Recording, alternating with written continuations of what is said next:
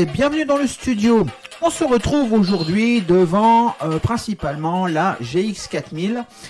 C'est une GX4000 que l'on m'a envoyée pour la réparer. Je ne l'ai même pas branchée pour vous la montrer parce que il ne se passe rien. Elle s'allume bien avec la petite LED verte, mais par contre je n'ai aucun signal vidéo, ni aucun son, ni quoi que ce soit. Donc on va s'intéresser à cette GX4000 pour la réparer. Elle a dû probablement être branchée en 12 volts, alors que normalement elle s'alimente en 11 ou en 5. Mais si malheureusement on branche une alimentation 12 volts sur l'alimentation 5 volts, eh bien on se retrouve dans cet état-là, une machine qui est grillée. Donc on va regarder ça. J'ai par ailleurs le manuel technique de la machine ici, qui va nous être utile aussi pour la démonter et ainsi que pour voir comment elle est agencée au niveau électronique. Donc eh bien, on va s'approcher de la machine et on va la démonter. Comme vous pouvez le voir, j'ai sorti l'oscillo. Je ne sais pas encore si on en aura besoin, mais on va s'intéresser à elle. Donc déjà, c'est GX4000. On a les ports joystick. On a deux ports de joystick standard et un port de joystick analogique en façade.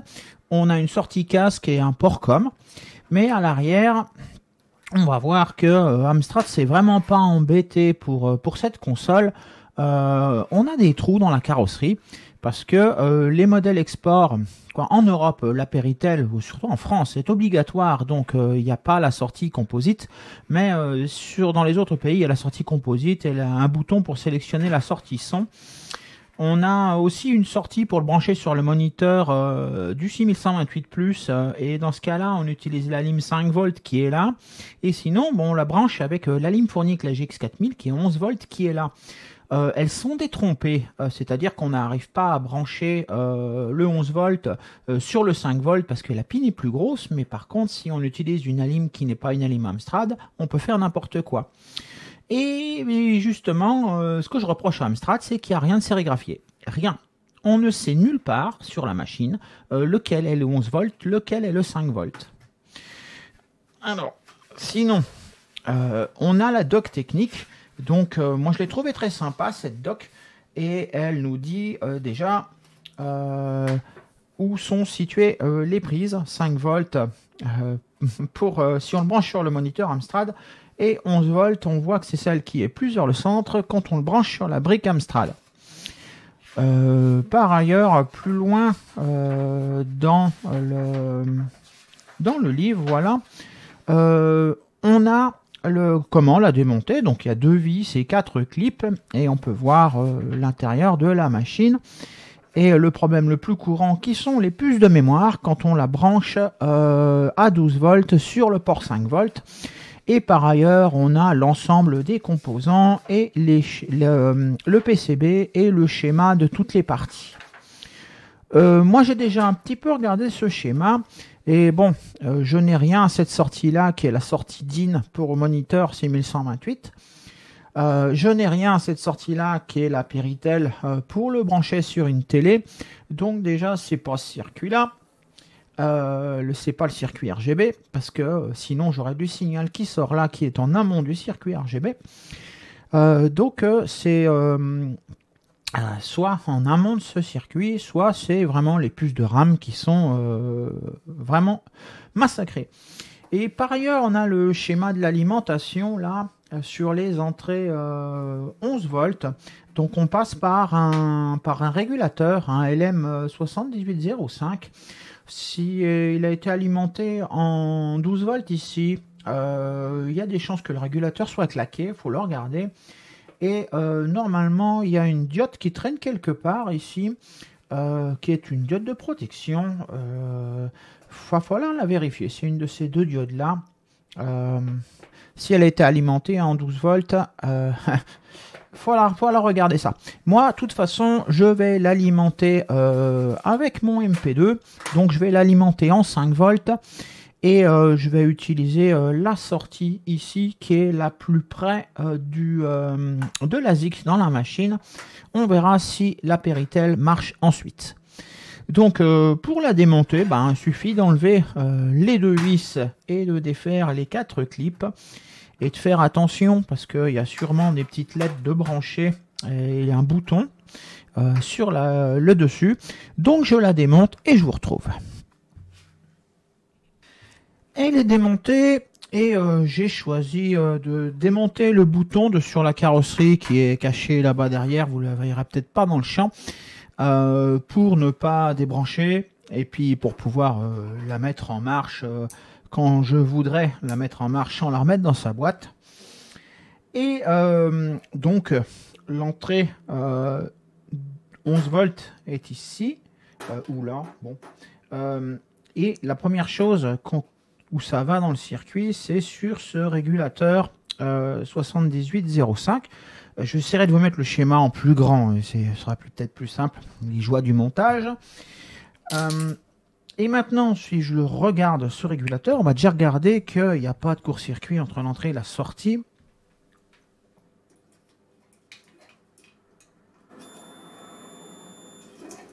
Bon, dans ce sens-là, c'est pas ça.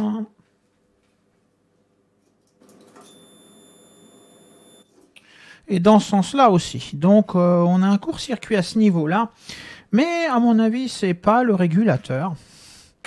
C'est, je vous mets un schéma, les joies du montage. Je pense que c'est la diode qui est située là derrière, qui est en court-circuit, qui est la diode qui est là. Je vous mets en rouge sur le schéma. Alors, qu'est-ce que ça veut dire? Si j'ai regardé, hein, j'en ai pas de ces diodes-là. C'est une diode de commutation rapide N4148, je crois. C'est l'équivalence que j'ai trouvé. Et qu'est-ce qui se passe si on l'alimente en 11 volts? Alors, je vous ai tracé sur le plan de l'alimentation en rouge le cheminement du courant. Et on voit que si on l'alimente en 11 volts, avec cette diode qui est cassée, elle va pas empêcher le courant de remonter. Et donc, on va se retrouver avec le 11 volts sur le 5 volts. Donc, dans l'état actuel où elle est, faut surtout même pas essayer de la brancher sur une brique Amstrad, sinon, si je la répare, elle va regriller. Donc, je vais tant que cette diode n'est pas changée et que j'ai pas vérifié le régulateur, pas question de la démarrer en 11 volts. Par contre, si on regarde le 5 volts, donc cette fois je l'ai tracé en bleu, on peut voir que le 5 volts va aussi naturellement dans le circuit de régulation du 11 volts en passant par la diode dans le bon sens cette fois. Donc elle laisse passer le courant dans ce sens-là et on se retrouve avec du plus ou moins 4 volts sur cette sortie 10 volts qui est en bas. Et je ne sais pas pourquoi elle est utilisée dans la machine, ce 10 volts. Mais de toute façon, quand elle est alimentée en 5 volts, on a 4 volts par ici et elle marche quand même, la GX4000.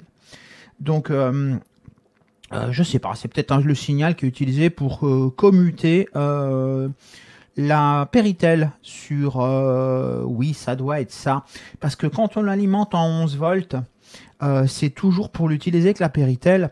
Quand on l'alimente en 5, c'est qu'on est sur un moniteur de 6128+, donc on n'a pas besoin de driver le signal audio-vidéo sur la Péritel, puisqu'on est sur la sortie.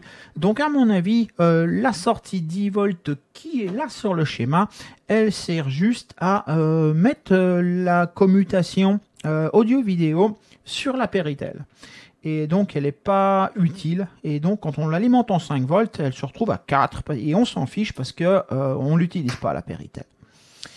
Voilà qui est plus clair pour moi.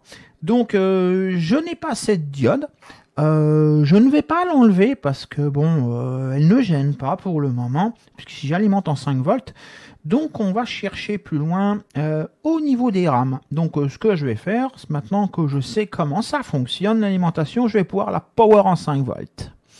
Donc je branche tout ça et je vous retrouve.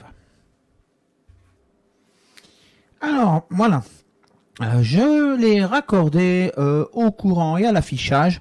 Je vous ai même pas mis l'écran dans le champ parce que de toute façon il ne se passe rien, il n'y a pas de synchro ou quoi que ce soit. Donc allumons-la. ce que je voudrais voir déjà, c'est comment se comportent les puces de la machine en la faisant tourner. Il n'y en a pas beaucoup hein, des puces sur la machine. Bah voilà. Oh là, il n'y a pas besoin de chercher beaucoup plus loin. Les rames, je viens de l'allumer, elles sont bouillantes. Donc je vais même l'éteindre. Donc, eh bien, au moins, voilà, j'aurais pas besoin de chercher beaucoup plus loin parce que si les deux mémoires sont grillées, c'est normal qu'il n'y ait pas d'affichage parce qu'elle ne charge pas du tout sa ROM. Donc, elle ne fait rien, elle n'initialise pas le CRTC parce que le code d'initialisation est dans le bas de la ROM. Comme sur un CPC 6128 d'ailleurs, sauf que sur un 6128, on n'a jamais les 8 puces de mémoire de grillé, donc on a toujours un petit bout de quelque chose qui commence à s'afficher, au moins la synchro, l'initialisation du CRTC, des choses comme ça se passent la plupart du temps. Mais là, sur la GX 4000, les deux puces étant grillées, et bien voilà.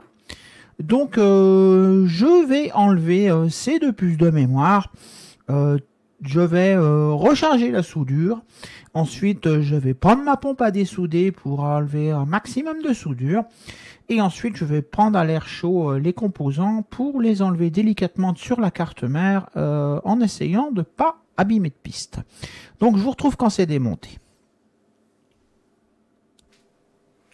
Les puces de mémoire se sont enlevées sans trop de difficultés. Voilà, c'est bon travail. Je sais pas, il y a des restes de flux sur cette carte mère, mais bon, je vais les laisser. Donc voilà, j'ai enlevé les deux puces. J'en ai des neuves à mettre à la place. J'avais prévu ça. C'est plutôt la personne qui m'a envoyé la GX 4000 qui avait prévu ça, qui m'a envoyé tout un tas de mémoire et des supports. Voilà. Donc ce que je vais faire, c'est que je vais monter les supports, mettre la RAM dessus et regarder si la machine marche mieux après. Donc je soude tout ça. Voilà, j'ai mis des RAM neuves sur support. Et maintenant, je plug une cartouche au pif. Essayons-la. Elle est allumée en vert et c'est toujours pareil. On n'a aucun signal. Donc, ça veut dire que c'est pas seulement les RAM, parce que les RAM, j'ai vérifié chaque pin. Donc, j'avais sorti le schéma, justement, parce que je me disais que j'allais peut-être avoir à m'en intéresser à ces puces de RAM.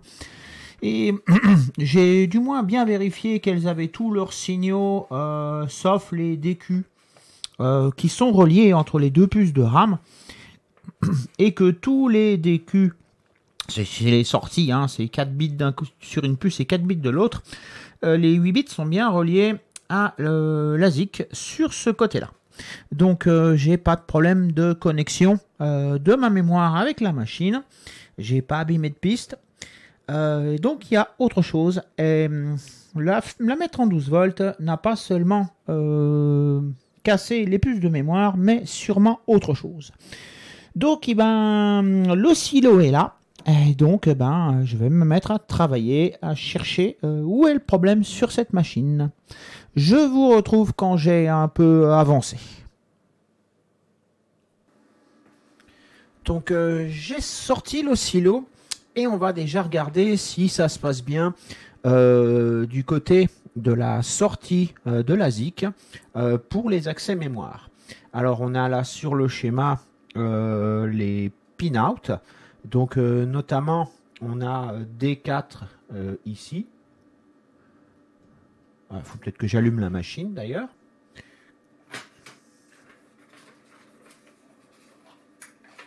Voilà, ça va peut-être aller mieux. Alors D4, c'est la deuxième pin. Donc, on a un signal, on voit sur l'oscilloscope qui est propre. Si on regarde les adresses, bon, il faut que j'arrive à choper les pins. Eh bien, il n'y a pas de souci sur les adresses. Et on peut même vérifier de l'autre côté D1. Je suis pas en face, donc c'est pas simple hein, avec la caméra.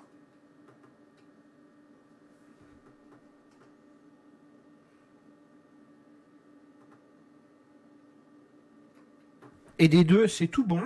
Et sur l'autre puce de RAM, c'est exactement la même chose. C'est-à-dire qu'on a des signaux, aussi bien les adresses que les datas. C'est tout bon. Le signal est même très propre, moi je dirais. Maintenant, on va regarder sur le CPU. Je change de place. Donc voilà, je suis passé de l'autre côté. Et si on regarde sur le CPU, les datas sont, je crois, par là.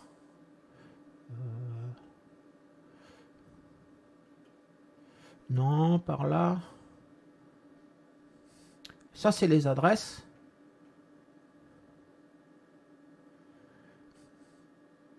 Et il y a des trucs bizarres hein, sur ces pins d'adresse. Ça oscille. Et j'avais même vu beaucoup plus de perturbations. Là, les signaux des datas sont propres. Bon, ça c'est le reset.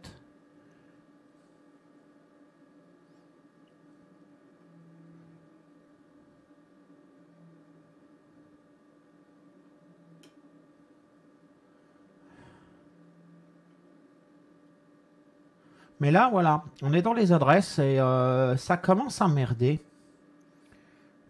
Et j'ai beau regarder le schéma, il n'y a rien sur ces bus d'adresse d'autre que la ZIC.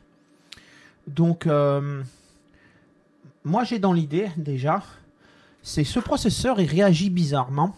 Donc, je vais changer le Z80 et voir si ça viendrait pas de lui quand même, parce que je comprends pas ce qui se passe sur cette carte. De ce côté-là, c'est tout propre. De ce côté-là, les signaux sont pas bons.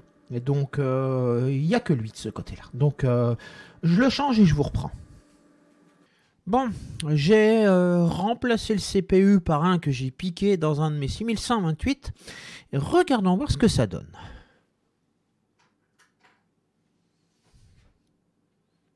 Oh, eh bien, voilà, la RAM, le Z80 pour l'instant. Mais je pense que c'est pas fini. Parce que la manette marche, mais il n'y a pas un son. Pas un son. Bah, on va essayer une autre cartouche.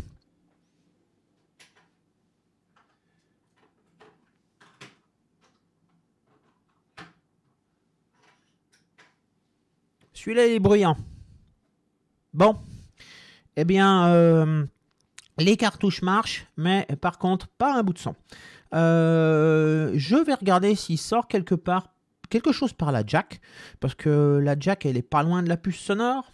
S'il sort rien sur la jack, eh bien, je regarderai ce qui sort de la puce sonore, voir si elle n'est pas grillée. C'est ça, la puce sonore sur la machine.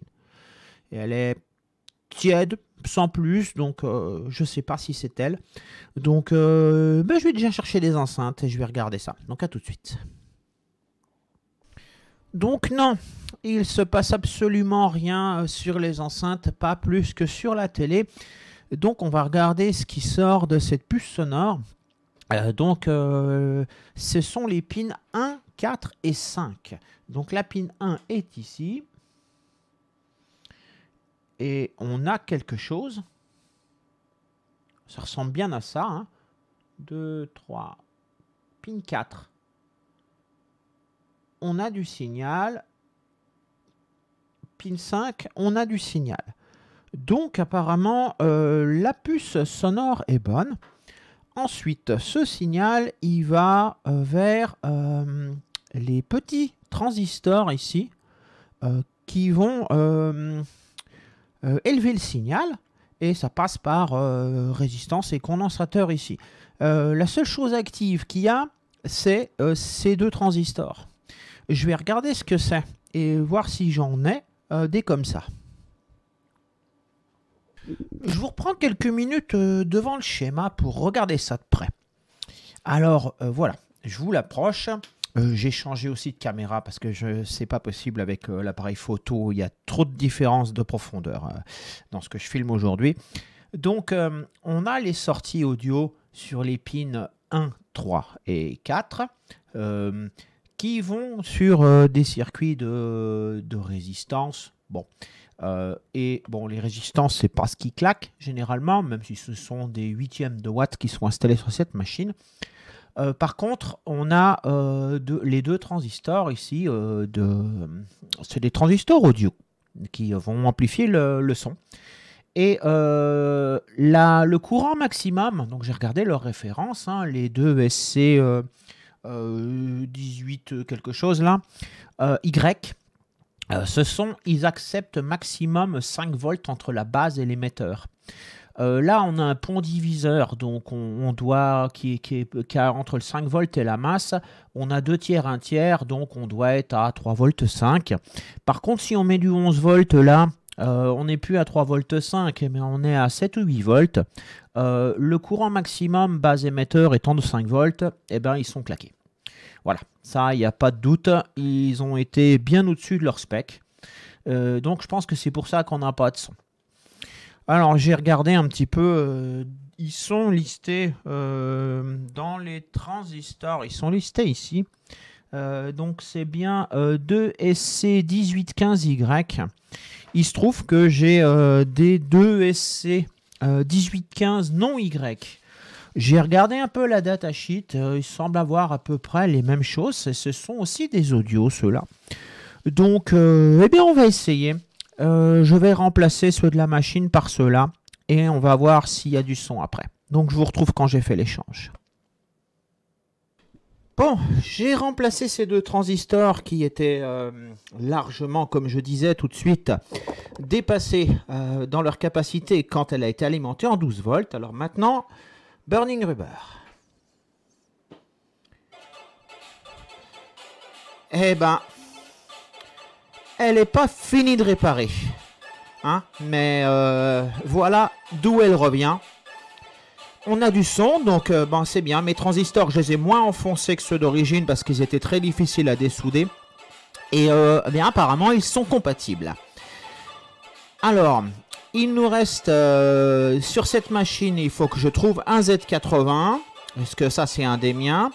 Il faut que je reçoive les diodes pour pouvoir l'alimenter en 11 volts. Ensuite, il faudra que je vérifie le LM7805 ici parce qu'il y a des chances qu'il soit lui aussi cramé. Et donc, changer la diode et ne pas le tester, ce serait dangereux. Voilà. Et sinon, pour la partie son, ça va, j'en avais d'avance. Donc, on a une GX4000 qui est à peu près repartie. Utilisable pour le moment que en 5 volts donc. J'avais caché la moitié de la feuille dessous parce que j'avais un projet, mais je ne sais pas si je le ferai cette fois-ci. C'est ce projet, c'est de la passer à 128 kg de mémoire. Et pour ce faire, eh ben, faut faire comme sur le 6128+, c'est-à-dire qu'il faut aller chercher le deuxième signal casse sur la pin 91 du CRTC, et puis piggyback des modules de mémoire, et puis rediriger le signal casse sur le CRTC, et ajouter une résistance du 6128+, qui manque sur la GX4000, c'est faire un pull-down sur une des puces, sur cette puce-là, sur une des pins, pour rajouter une résistance qui n'existe pas sur la GX4000. Mais je ne sais pas si je ferai ça cette semaine parce que j'aimerais quand même bien finir de la réparer totalement avant de l'améliorer et de la bidouiller. Donc je vous reprends plus tard après quand j'ai pris une décision. Donc j'ai décidé qu'il était plus sage d'attendre d'avoir les pièces pour finir de la réparer et pour pouvoir l'alimenter aussi normalement en 11 volts et pouvoir sortir par la Péritel comme une GX4000 peut le faire. Donc je ne l'ai pas remonté, je l'ai laissé comme ça en attendant. J'ai aussi, vous voyez, ces 5 manettes qu'on m'a envoyées avec la console. Bon, je vous cacherai pas que c'est pour le GX4000 Grand Tour, hein, cette console GX4000. Et donc, pour ce Grand Tour, il a besoin, oncle a besoin des manettes qui fonctionnent. Donc il m'a envoyé des manettes qui ne fonctionnent plus. Donc il va falloir que je les regarde. On fera ça une prochaine fois. Mais vous voyez sur la table, il y a plein de cartouches originales qui sont dans le fond, plus toutes les recréations que j'ai faites. J'avance tout doucement dans la fabrication des étiquettes dédiées à ces différents jeux. Donc notamment j'ai refait, merci à ADNZ qui m'a beaucoup aidé, qui m'a fait les pochettes, les étiquettes. On a refait la Burning Crusade plus le basique en français. Donc moi je l'avais l'original en bleu, donc je l'ai refaite en bleu.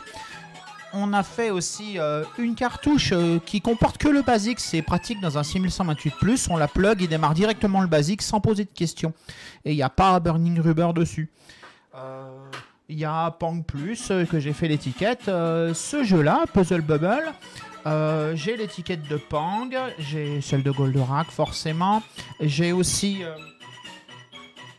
Ghost and Goblins, donc j'en ai deux versions. Celle-ci c'est la 128 kilooctets, donc il ne marchera pas dans la GX4000, qui a été faite par un groupe. Et il y a aussi une version 64K pour la GX4000 qui a été faite par un autre groupe la même année. J'ai les étiquettes pour les deux. Donc si vous voulez des cartouches, n'hésitez pas à aller voir sur mon site que je vous laisse dans la description. Et vous pourrez trouver toutes ces cartouches et d'autres. J'ai les étiquettes pour l'instant que pour celle-ci. Mais sinon, elles sont dispo sans étiquette. Tous les jeux GX4000. Voilà, donc on va pouvoir essayer ce petit Puzzle Bubble. Sur ces GX4000 partiellement réparés. Bon, alors évidemment, c'est à peu près le même que sur Neo Geo. Mais bon. Hop, on va la caser là. Après, on va les casser là-haut.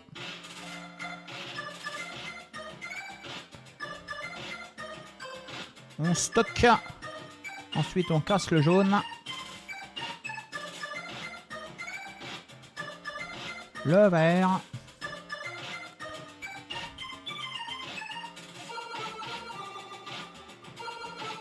On stocke la bleue là. Et ensuite on casse les jaunes.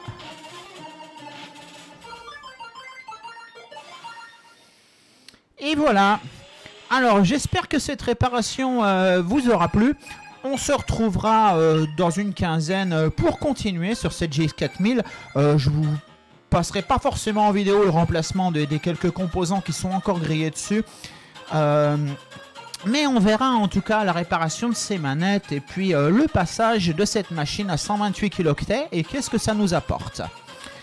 Alors n'hésitez pas à mettre un pouce si cette vidéo vous a plu et surtout n'hésitez pas à mettre des commentaires, ça aide à référencer la chaîne. Les pouces et les commentaires sont indispensables pour qu'une chaîne sur YouTube progresse. Voilà, moi je vous dis portez-vous bien et donc à la prochaine où on sera encore sur cette machine.